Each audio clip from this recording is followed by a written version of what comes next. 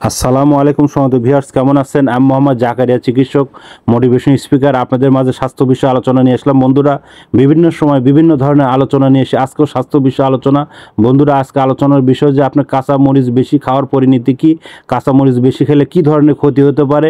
তাহলে এই ভিডিওটা প্রথম থেকে শুরু করে শেষ পর্যন্ত না টেনে শুনবো। প্রথমে একটু লাইক দেবো, সাবস্ক্রাইব করবো, নোটিফিকেশন অন করে পেজে ফলো দিব। তাহলে স্বাস্থ্য সম্পর্কের নোটিফিকেশন আপনাদের কাছে পৌঁছে যাবে। তাহলে বন্ধুরা, মনোযোগ দিয়ে শুনুন, বেশি কাঁচামরিচ খেলে কী ধরনের ক্ষতি হতে পারে।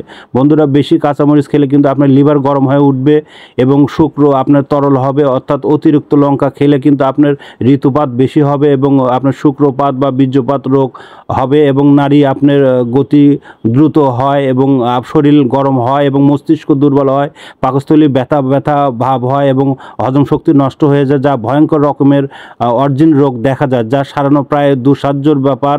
এবং আপনার মরিচ খেলে কিন্তু শরীর গরম হয়ে ওঠার জন্যে অস্বাভাবিক উত্তেজনা দেখা যায়। তো বন্ধুরা, আপনারা কিন্তু মনোযোগ দিয়ে শুনলেন যে মরিচ খেলে কী ধরনের, বেশি খেলে কিন্তু ক্ষতি হয়। আর পরবর্তীতে আপনারা কী ধরনের ভিডিও চান কমেন্ট বক্সে অবশ্যই জানাবেন।